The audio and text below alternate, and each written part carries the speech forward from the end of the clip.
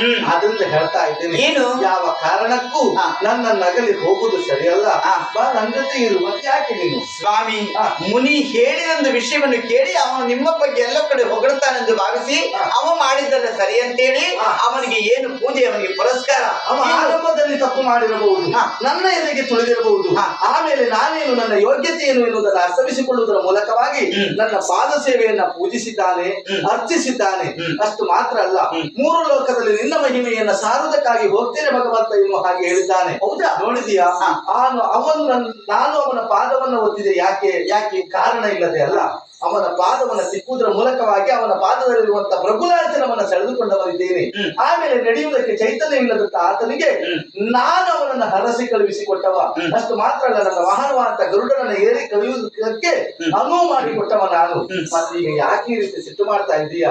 ಯಾವ ಕಾರಣಕ್ಕೂ ಕೋಪ ಮಾಡಿಕೊಂಡು ಹೆಂಡತಿ ಆದವಳು ಮನೆ ಬಿಟ್ಟು ಹೋದ್ಲು ಅಂತ ಆದ್ರೆ ಗಂಡನನ್ನ ಬಿಟ್ಟಂತ ಹೆಂಡತಿಗೆ ಎಲ್ಲೂ ಮರ್ಯಾದೆ ಸಿಗುವುದಕ್ಕೆ ಸಾಧ್ಯ ಇಲ್ಲ. ಆದ್ರಿಂದ ಹೇಳ್ತಾ ಇದ್ದೇನೆ, ಬಿಟ್ಟು ಹೋಗಬೇಡ, ಸುಮ್ಮನೆ ಅದು. ನೀವು ಹೇಳಿದಂತೆ ಕೇಳಿ ನಿಮ್ ಜೊತೆ ಇರ್ಲಿಕ್ಕೆ ನನ್ನ ಮನ ಒಪ್ಪುವುದಿಲ್ಲ. ನಾನು ಎಲ್ಲೆಲ್ಲ ಹೋಗುವುದಿಲ್ಲ. ಹೋಗುವಾಗಲೇ ನಿರ್ದಿಷ್ಟವಾದ ಸ್ಥಳವನ್ನು ನಾನು ಆಯ್ಕೆ ಮಾಡಿಕೊಂಡಿದ್ದೇನೆ. ಕರವೀರಪುರ. ಅದೆಷ್ಟು ಮಂದಿ ಭಕ್ತಾದಿಗಳು ನನ್ನನ್ನು ಧ್ಯಾನಿಸುತ್ತಾ ಇದ್ದಾರೆ. ಕರವೀರಪುರಕ್ಕೆ ಹೋಗಿ ಸೇರ್ತೇನೆ. ಭಕ್ತರ ಇಷ್ಟಾರ್ಥವನ್ನು ಈಡೇರಿಸುವಂತ ಇಷ್ಟ ದೇವತೆಯಾಗಿ ನೆಲೆಗೊಳ್ತೇನೆ.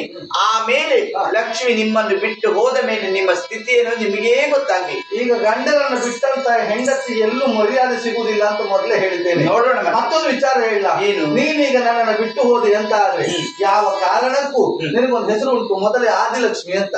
ಮತ್ತೆ ನನ್ನನ್ನು ಬಿಟ್ಟು ಹೋದ್ರೆ ನೀನು ಬೀದಿ ಲಕ್ಷ್ಮಿ ಆಗ್ತೀನಿ. ನಾನು ಬೀದಿ ಲಕ್ಷ್ಮಿ ಆಗುವುದಿಲ್ಲ, ನೀವು ಬೀದಿ ನಾರಾಯಣ ಆಗುದು. ಆಮೇಲೆ ಬಿಟ್ಟು ಹೋಗ್ತೇನೆ, ನಾವು ಹೋಗ್ತೇನೆ.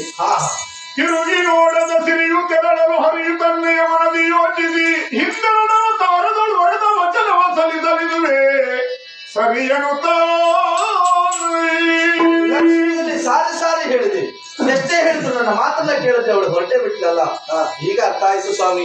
ಒಂದ್ ಲೆಕ್ಕದಲ್ಲಿ ಯೋಚನೆ ಮಾಡ್ಲಿಕ್ಕೆ ಹೋದ್ರೆ ಅವಳು ಮನೆ ಬಿಟ್ಟು ಹೋಗೋದು ಒಳ್ಳೇದೇ ಆಯ್ತು. ಯಾಕೆ? ನಾನು ಈ ಹಿಂದೆ ಇಬ್ಬರಿಗೆ ಕೊಟ್ಟಿರುವಂತ ಮಾತನ್ನ ಈಡೇರಿಸುವ ಸಂದರ್ಭ ಇದು. ಯಾಕಂತ ಹೇಳಿದ್ರೆ ಕೃಷ್ಣನಾಗಿರುವ ಸಂದರ್ಭದಲ್ಲಿ ತಾಯಿಯಾದಂತ ಯಶೋದೆ ಕೇಳಿಕೊಂಡದ್ದು, ಮಗನೇ ನಿನ್ನ ಕಲ್ಯಾಣ ಭಾಗ್ಯವನ್ನ ಕಾಣಬೇಕು ಎನ್ನುವ ಹಾಗೆ. ಆವಾಗ ಅವಳಿಗೆ ಮಾತನ್ನ ಕೊಟ್ಟೆ. ಅದು ಈ ಜನ್ಮದಲ್ಲಿ ಸಾಧ್ಯ ಇಲ್ಲ, ಮುಂದಿನ ಜನ್ಮದಲ್ಲಿ ನಾನು ಅದನ್ನು ಈಡೇರಿಸ್ತೇನೆ ಎನ್ನುವ ಹಾಗೆ. ತ್ರೇತಾಯುಗದಲ್ಲಿ ರಾಮನಾಗಿದ್ದಾಗ ಅಲ್ಲಿ ವೇದಾವತಿ ಎನ್ನುವಂತ ಹೆಣ್ಣು ನನ್ನನ್ನು ಮದುವೆಯಾಗಬೇಕು ಎನ್ನುವ ಹಾಗೆ ಯಾಚಿಸಿದ್ರು. ಅವಳಿಗೂ ಮಾತನ್ನ ಕೊಟ್ಟಿದ್ದೇನೆ. ಇಬ್ಬರಿಗೂ ಕೊಟ್ಟಿರುವಂತ ಮಾತನ್ನ ಈಡೇರಿಸುವ ಸಂದರ್ಭ ಇದು ತಾನೆ. ಹಾಗಾಗಿ ಆದಷ್ಟು ಬೇಗ ಮಾನುಷ ಜನ್ಮವನ್ನ ತಾಳಿ ಶ್ರೀನಿವಾಸ ಎನ್ನುವಂತ ಅಭಿಧಾನದಿಂದ ನೇರವಾಗಿ ದನಗಿಳಿದು ಸಾಕ್ತೀನಿ. ತಿರುಪತಿ ಗಿರಿವಾಸ ಶ್ರೀ ವೆಂಕಟೇಶ